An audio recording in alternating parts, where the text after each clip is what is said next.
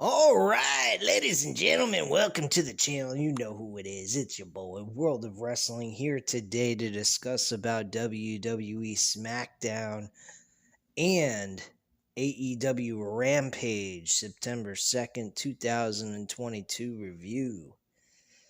Both of these shows were very bland in my book. I barely paid attention to half of the stuff that was taking place on both shows. SmackDown had some good touch up on the last episode they have left for SmackDown's matches on the pay-per-view. The wrestling, like Raw, it wasn't all that big of a deal. Drew McIntyre looked big at the end of the show. He knocked out Roman Reigns. I honestly believe, based off of Wrestling 101, the setup is Roman Reigns will retain his World Heavyweight Championship belts. And I believe it is going to have Austin Theory getting involved in this and trying to do a Seth Rollins type cash-in with Karrion Kross interfering with Drew McIntyre and causing him the match where he will not be able to win the World Championship, and Austin Theory suffers the L by Roman Reigns. So I think that is the direction they're going to go. We're going to see Karrion Kross and Drew McIntyre rival against each other, which I think is a very nice way of starting Karrion Kross. Karrion Kross, speaking of him, he did have a match tonight. It was against Drew Gulak, which was very quick and one-sided, of course, and made him tap out from a rear naked choke. And that was pretty much it for him. The Viking Raiders, they went ahead and had a match with the New Day in a no-holds-barred Viking Raiders type matchup. I don't know what that, it was just a no-holds-barred falls count anywhere match. Nothing really special happened here, except for the ending was pretty nice, where Xavier Woods gets a double power bomb right through the table. Through two tables on the outside of this boat that was connected to the ring itself to give it that Viking Raiders theme to it, which I thought was kind of silly. Tonight's episode, I'll be honest with you, for SmackDown, it felt kind of like a cross between seriousness of Triple H storytelling and like Vince McMahon's booking of matches in a way. It wasn't terrible, but it wasn't, if you missed it, it wasn't that big of a deal. You'll probably catch the little bit of things that happened on the show through the video packages for these important matches that were booked for this pay-per-view. So you'll be able to get an insight on what happened on this episode if you missed it. We had Liv Morgan and Shayna Baszler continue to hype up their match. That was one thing that occurred on the show. Pretty much rinse and repeat of the same verbiage that's been stated multiple times. Liv Morgan's going to prove that she's a SmackDown Women's Champion. She's not going to tap out to Shayna Baszler like she did to Ronda Rousey. And that was pretty much that.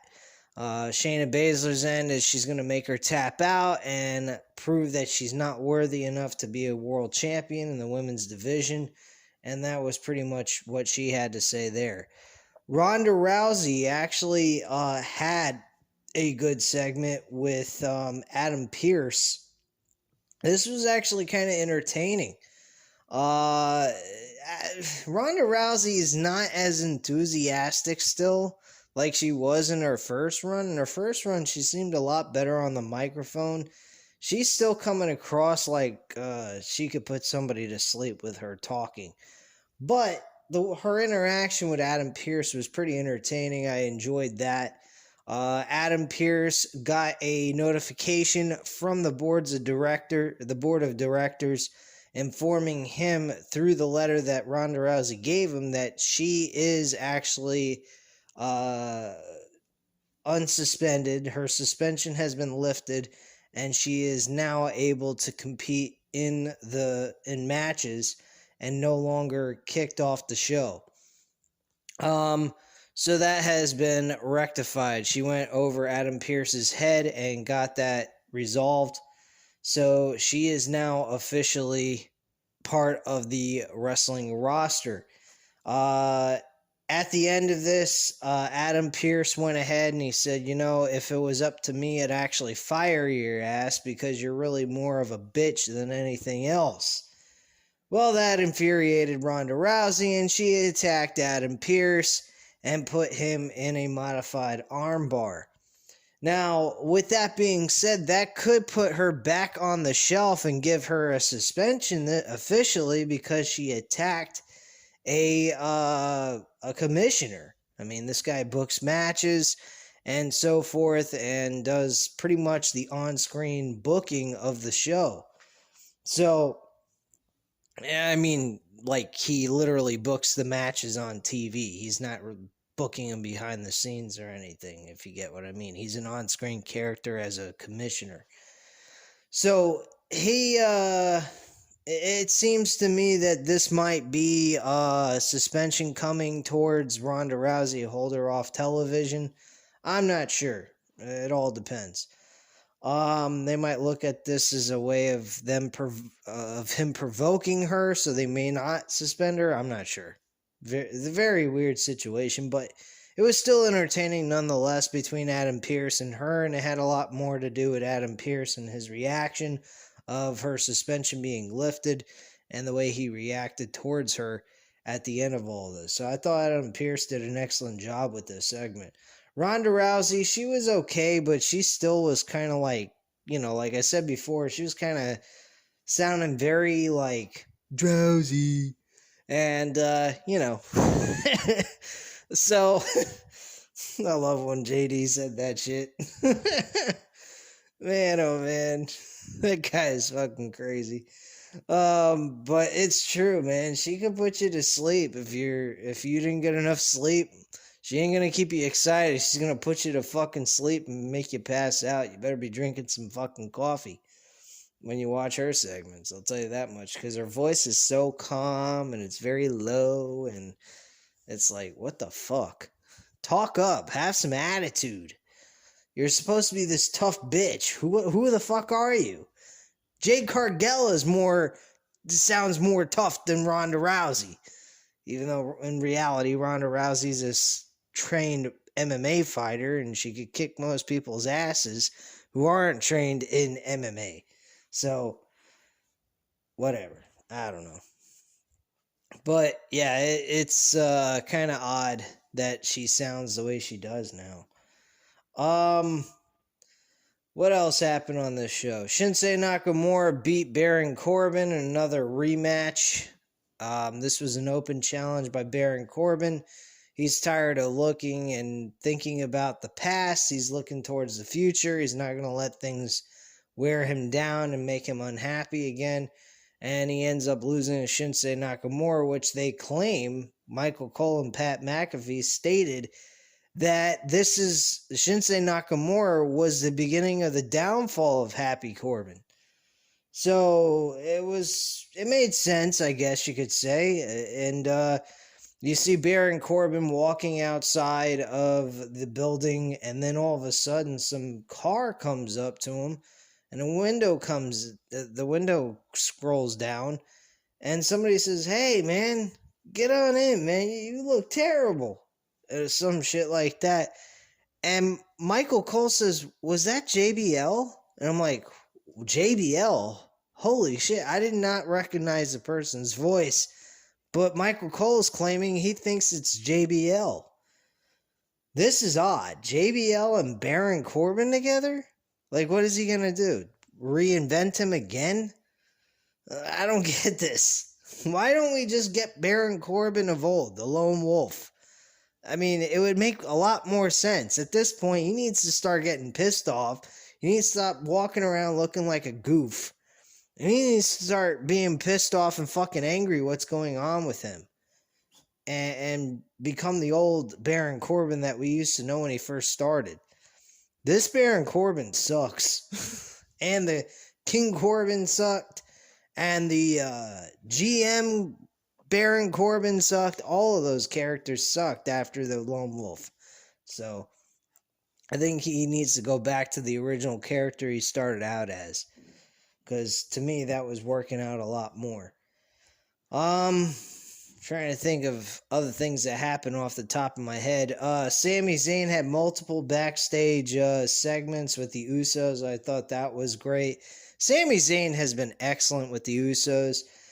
Jey Uso's characteristics, being all like angry at him and not really liking him all that much, thinking he's like a pest and just trying to fucking figure out a way to weasel his way into this group, and he doesn't want him a part of it. And then you got Jimmy Uso, who doesn't mind him all that much. He finds him to be pretty damn cool and gets along with him pretty well. So it's kind of odd. Like, one brother doesn't like him and the other brother does. So it's kind of a weird dynamic going on there. So that was taking place. Then we had Sami Zayn and the Usos. That was actually funny out in the ring before Drew McIntyre knocked out Roman Reigns when he was trying to walk to the ring backstage. So I thought that was kind of funny how Sami Zayn kept kind of going after saying something after Jey Uso said something. Jimmy looked at him and said, "Dude, man, cut it out, man. Just let it be. Just stand there and stop it, you know? Just let him do his thing." And I'm going, what the fuck? Sami Zayn, man, he can be a hell of a fucking comedian, man. I really wonder if he can do stand-up. Guy's pretty fucking humorous. But he's also a good wrestler, and I like the old Sami Zayn that we saw in 2016. That was pretty damn cool. And the Sami Zayn that he was with Kevin Owens when they were together in 2017, 2018 was pretty cool as well. So I like that version of Sami Zayn a lot more than anything else. Trying to think here what else took place on the show. I think I pretty much nailed all the important things. Maximum Male Models lost to the Hit Row group. Whoop-de-fucky-do there. Then the Maximum Male Models went ahead and attacked the Hit Row, and Street Profits came out and gave them a helping hand. Okay, whatever. I don't give a shit. That was nothing special. And I think I pretty much touched on everything else that was really important on this show. Other than that, I mean, I can't remember off the top of my head, and I don't got a computer up or anything like that. Alright, so let's go to AEW Rampage. Oh, man. This show needs to go. This Rampage show needs to go. There's nothing significant about it. I think that the all-out preview show is way better than this shit. It touches on all the matches and gives some kind of hype-up videos for each and every one of them that is worth our time in investing in. I was watching about 15 minutes, and I absolutely enjoyed it for the 15 minutes I spent watching it. But this Rampage, man, it sucks. It is like a live version or a televised version of Dark. I think Rampage needs to go, or it needs to be like a Dynamite, a 2-hour show, and it gives the roster that don't have time to air on Dynamite to be on Rampage and be treated like a SmackDown show. And if we can't get Rampage like a SmackDown show, then we don't need Rampage. Just get rid of it, be done with it, and forget about it. Because this 1 hour show sucks. I literally sat through most of it and did not give a flying fuck. I watched the trios match, which kickstarted the show, and obviously the team I knew was going to win was the Dark Order, because they have Hangman Page. If they didn't have Hangman Page, we would have seen the House of Black winning this whole entire thing, because originally that's what I thought was going to happen. I thought House of Black was going to go up against Kenny Omega and the Young Bucks, and that's what we were going to get. Honestly, Miro, Sting, and Darby Allin teaming together against the House of Black, I mean, that could have been saved for another time, like Grand Slam or something. They could have made that into something of some kind of importance. It didn't have to be at this pay-per-view. I think House of Black should have been in the finals, if anything else. Hangman Page, I mean, he definitely deserves a spot on this card, so I guess this was the best option for them to put him in, because he'd be going up against his best friends, the Kenny Omega and the Young Bucks. So I get that, but outside of Hangman Page being part of this, it makes absolutely no fucking sense that the Dark Order is even in the finals, in my personal opinion. But I have so many disagreements with Tony Khan's booking as of late. I'm not going to reiterate all that shit. Ricky Starks and QT Marshall, they were the ones who ended the show. They're the ones that were the main event. This match was alright. I mean, it wasn't that great. I liked the beginning portion of it where they started out in the back and had a full-blown assault on one another backstage, and it led out to the arena. So I thought that was pretty cool. Ricky Starks won that match. Ray Phoenix went up against an enhancement talent that went about 5 minutes. So, okay, big deal. He gets a win. Who's going to be the Joker? I have no idea. It's being hinted it might be MJF or Adam Cole. I think it's going to be probably Adam Cole, but Adam Cole's not going to win. I'm thinking that might be the case, or it might be MJF and he wins. I'm not sure. I'm not 100% sure about any of this. Alright, so what else took place on this show? We had FTR and Wardlow come out. They cut a promo. Nothing really special here. I was enjoying Dak's talk, and then all of a sudden, fucking the Motor City Machine Guns and Jay Lethal, along with Satin Singh and Sanjay Dutt, interfered in this segment, which I thought sucked. Wardlow did not say a fucking word. Cash Wheeler didn't say a word. It was all Dax Hardwood doing the talking. Wardlow, man, what's happened to Wardlow is a fucking crying shame. It really is. This is a fucking crime. This guy was looking great against MJF. And then all of a sudden, he wins the TNT title, and then he disappears. What? Come on, man. Now you got him in a 6-man tag team match. I mean, I don't get it. I really don't. You got him in a 6-man tag team matchup, which, by the way, guys, I don't know if you realize this. We have about 3 6-man tag team matches. Why do we need 3 6-man tag team matches when we have a trios finals match for gold? I mean, this is kind of overkill in my personal opinion. I think we only needed 1 trios match, not 3. 1 being a title match and 2 other matches that are all a bunch of rivals all set up in a 1 matchup situation, just for the sake of putting them on the card when they could have just done this on a Dynamite or a Rampage episode. So, that's just my viewpoint on that. I don't know how you guys view it, but I think 1 trios match with the finals for the gold would have made a lot more sense than adding 2 other matches that were also trios matches. So I think that's a little kind of overkill in my book. So, yeah, I'm not too keen on that. They were doing some hype up with Tomoyo Hiroyo Ishii. He's a bald-headed dude that looks like a Japanese version of Taz. I'm sure you guys remember him. Ishii versus Eddie Kingston. that should be a decent matchup. They had a match in New Japan Wrestling on, I guess, their weekly televised show that they do on Access TV.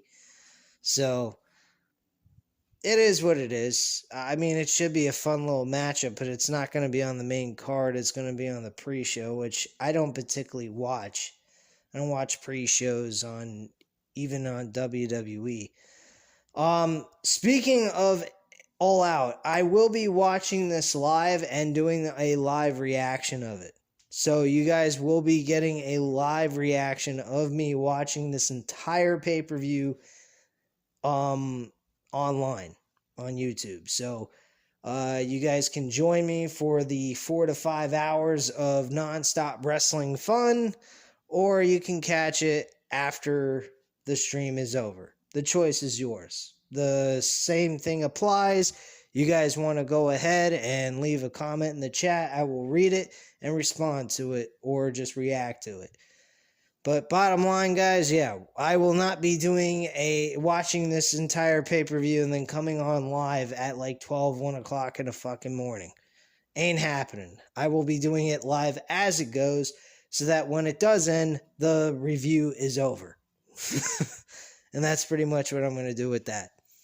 So I hope you guys enjoy that, and if you want to come on in and talk along with me, I'd be glad to have you there. I mean, what else happened on the show? I don't fucking know. I barely paid attention to this shit, man. There was nothing exciting about SmackDown or Rampage. Neither one of them. I did not particularly care for it. I liked the little build that WWE SmackDown did. It reminded me of a small little version of Raw, but it was nowhere. Raw was the best show on the entire week. Really. Raw had the best storylines, and Dynamite had the best wrestling. So, between those two shows, that was about it. The rest of it was trash. This whole week of wrestling has been trash, except for Raw and Dynamite. That's it. Rampage, fucking horrible. Like I just said before, I will not... I don't know how much longer I'm going to continue to do Rampage, because Rampage just feels like a fucking dark show that you could watch on YouTube. So I don't know, man. I find this to be absolutely insane, and kind of not worth the hour that they put it on TV. And I'm hoping they either put some actual effort in making it an important show like when they first started this show, or just get it the fuck off TV and just worry about Dynamite and be done with it. That's just the way I view it at this point. But anyway, guys, you know what to do. Hit the like button if you liked the video. Hit the subscribe button if you're not already subscribed to the channel. And leave a comment down below, and I'll definitely get back to you on that. And I thank you guys very much for watching. Hope you have a great night. And, oh yeah, one other thing I forgot to mention.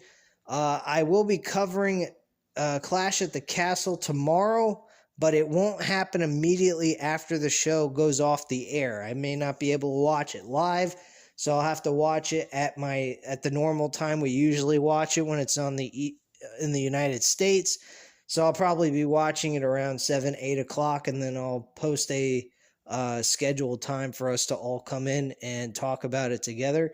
But that's pretty much it. Anyway, guys, I thank you for coming in and checking out this video, and I'll speak to you guys later. Bye.